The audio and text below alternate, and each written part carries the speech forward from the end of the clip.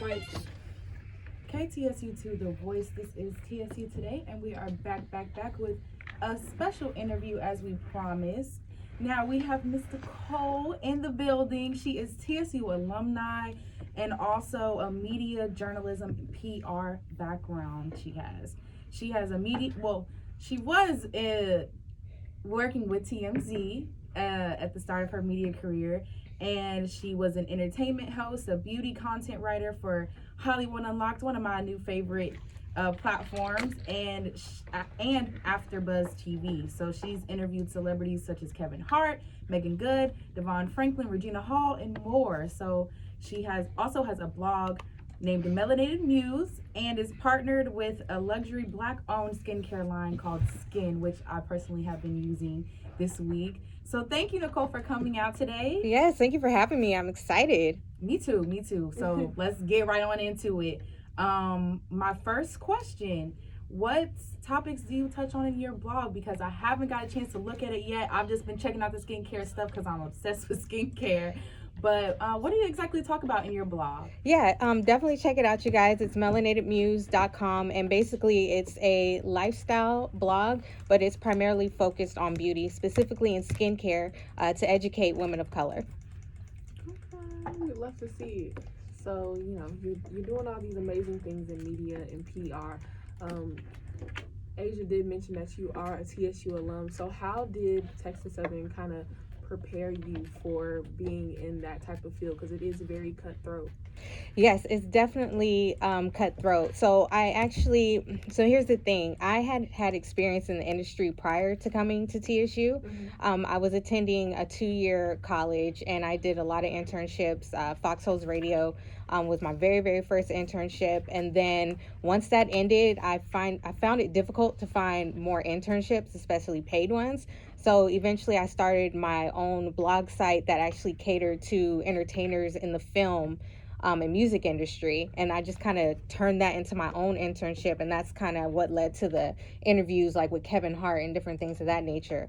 Once I transferred back to TSU, just the support system that I had at the School of Communications, because I was a journalism major at the time, they really helped me develop my confidence and kind of just going back out there. I was, being older now and everything like that. So just really having a strong support system helped me to prepare for those careers.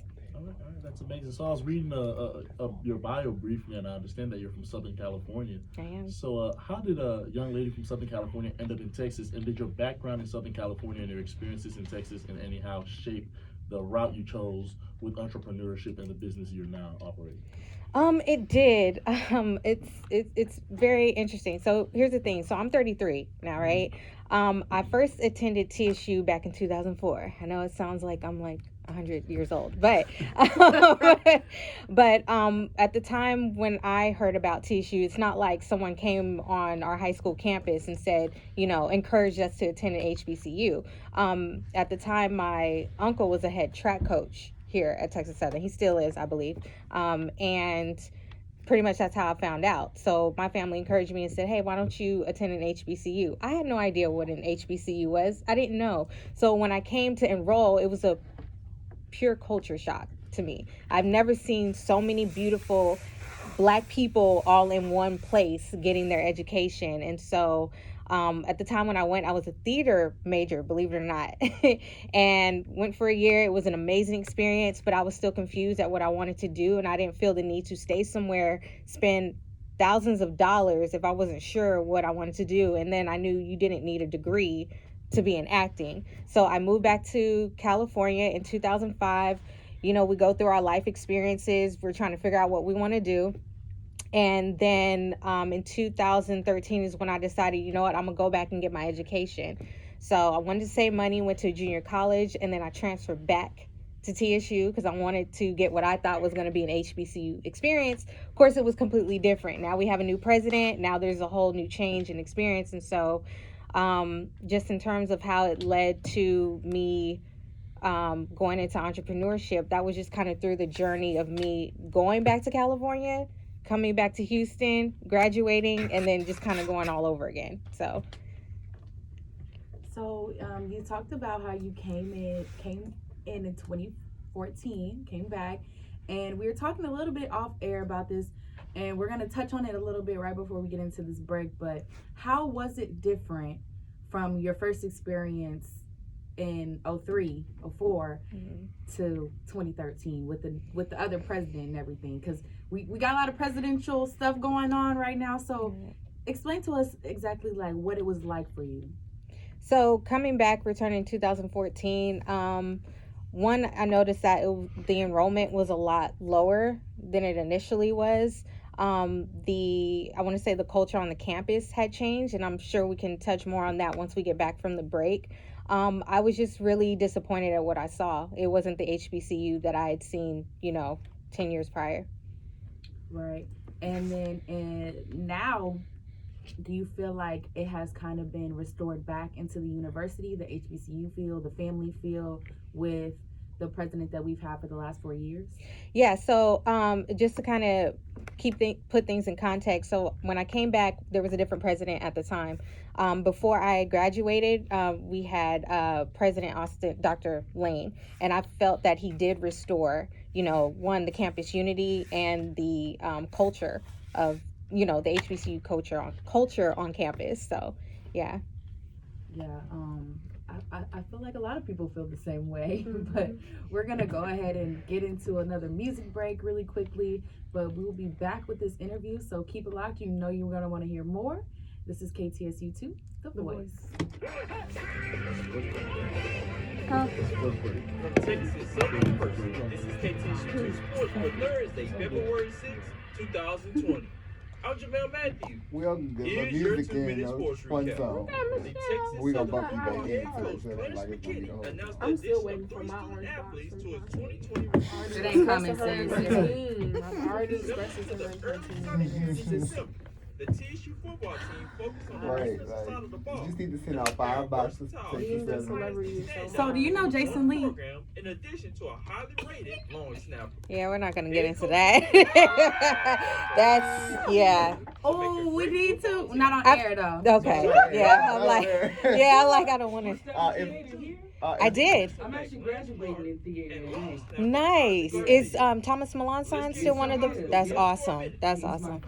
He's amazing. He's totally amazing. I just really like how supportive he is of the students and how he really is just involved, and involved in the students' career aspirations. Yeah, that's awesome. Wait, who's still there? Dr. Pollard. Is she? Is that a she? 48 to 44. Is she the bright skin? Yes. What? Stop. Oh my gosh, I thought she left. Yo, oh my gosh. I haven't seen her since 05. Wow. Just last Sunday, I was so excited that Brother Lyric got fired. Look. Y'all don't understand. Well, see, well, he had, remember he had resigned, right? He got fired. They It told was- him you to resign and say Yeah. your name or get fired. Yeah, it was just, unfortunately, it was just, in my opinion, just tasteless how he announced his resignation. You know, he did it at Oh, no, you fine, right? He did it at a graduation. He announced it. Yeah. Did you guys see this movie? Did you see this movie? You have to go and see The it. Harley Quinn one? No, this is on the soundtrack of Queen and Slim. That movie is amazing. No, don't go off for what people. You have to see it for yourself. Okay, I'm watching it this weekend. You have Right. to. Right. I'm really disappointed in myself because I went to go see it at a really, really late show over the winter break. I went at like 11 o'clock and I fell You asleep. fell asleep? I don't know how I do you that fell all the asleep time. during I go that late. Girl. Late shows to be back there like. I'm like, I got to the part when they shot the cop and everything, and and then I woke up at the end. So Okay, well then, and you will. Oh, so you know how it ended? Don't. Yeah. I You missed still wanna everything. see. Yeah, you still have to see everything in between. We're back. We're coming back in. You ready?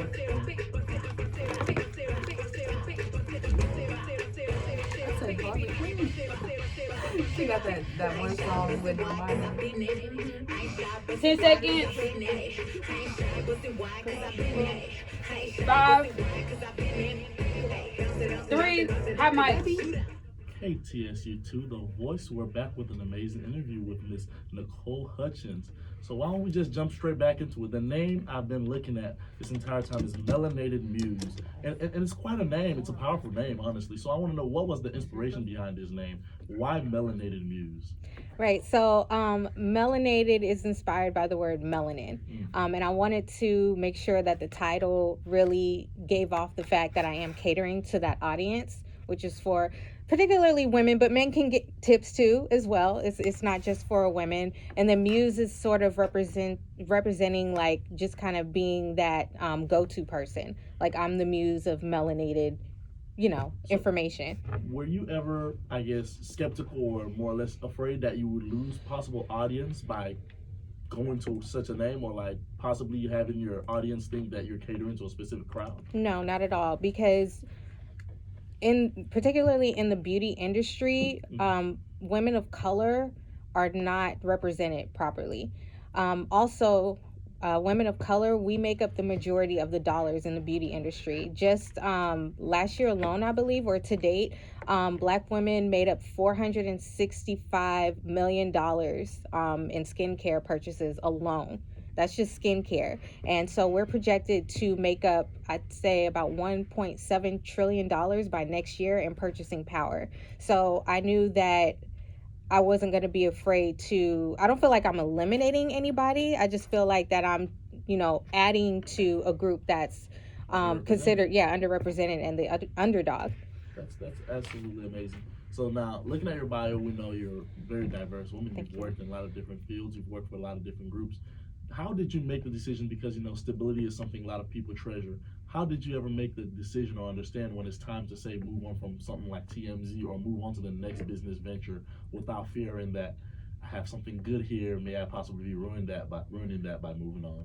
That is a great question, and thank you so much for answering that question. So I feel like with my experience, and I tell young people this all the time, the older you get, you'll start to see where your priority shifts.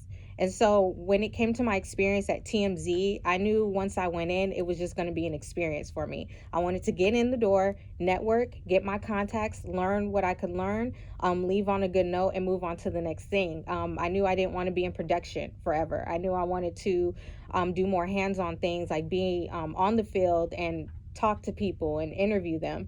And so that was one of the reasons why I had moved on from TMZ, because a lot of people are like, but it's TMZ. And I'm like, you guys, once those, and I was telling my friends and family this back at home, once those cameras go off, it's just another office. Like, I promise you, it's just another office.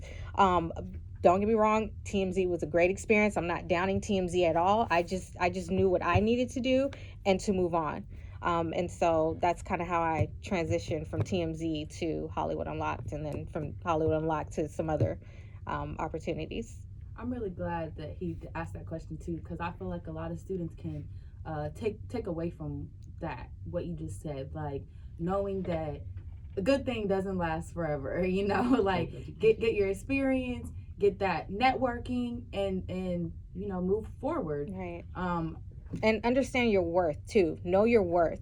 Like, once you've built up a rapport and experience with people, you need to go somewhere where you are going to be valued. Right. So my question is, for students who want to know about the PR and marketing side of things, how did you build your brand to where it is now? Like, what are some steps that you took to build your brand and market and PR, all those type of things? Right. So thanks for asking that question, because I'm still considered in the early phases with my brand and other business ventures that I'm in. But in terms of me getting into the PR field, that kind of just fell in my lap. I needed an opportunity that was going to pay me way more. Let's just keep it all the way real. I was living in California, supporting myself. So I needed a certain salary to help support myself. And I just happened to land an opportunity at a PR firm, a crisis PR firm. It happened to be the number one PR firm in the state. And so when I got that, I was just like, okay, you know what? Maybe this is not like exactly what I want to do, but I can learn so much from the PR side, because I have worked with publicists before. Now let me kind of step into that world and learn from that. And so while I was there, I was handling like all the news reports, Submitting all the news reports on the clients that we represented at the firm. I can't really give away names just because I gotta respect them, you know what I mean? But we've represented some very high profile celebrities, and so getting that experience was just amazing. You know what I mean? And working close with the CEO of the firm, well-respected guy. It was Citric and Company, Michael Citric, amazing, legendary guy. And I got to shout out Holly Baird, who was a great publicist there as well. She mentored me throughout the entire time. And so I took that, how to market and how to PR, and applied that knowledge to, my brand now. Okay, so TSU, we have a lot of amazing people in the School of Communications, pursuing careers in media, PR, and things of that nature, journalism. I just want to know, what do you feel the direction is going as far as like that particular field for Black creatives? In terms of the field of journalism, just in general, where it's going, Mm-hmm.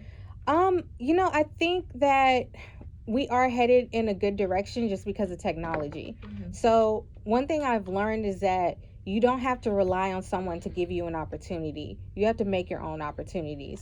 And I think that's what gave me my confidence. Once I finally got that, instead of begging someone for a job or begging someone to give me an opportunity or to promote, I'm just like, you know what, let me start my own thing.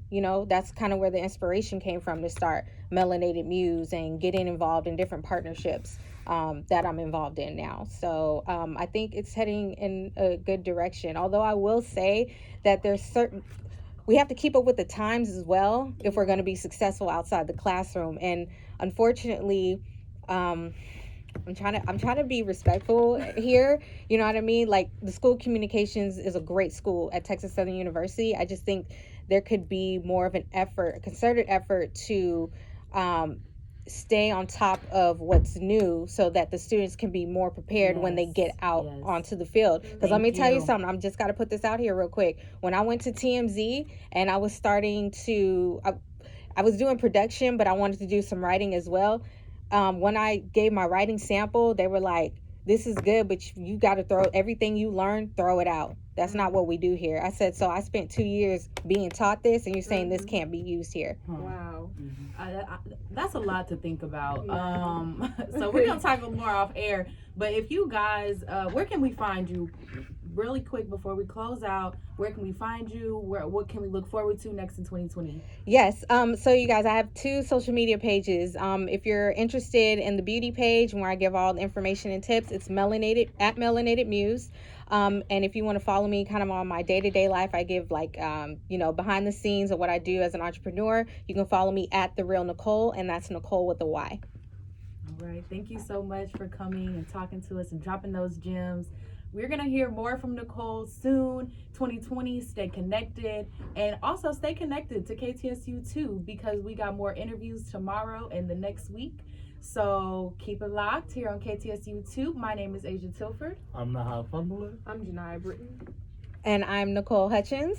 Thank you for listening. This is KTSU 2, The Voice. Saw the police and they roll right past me. No question, didn't even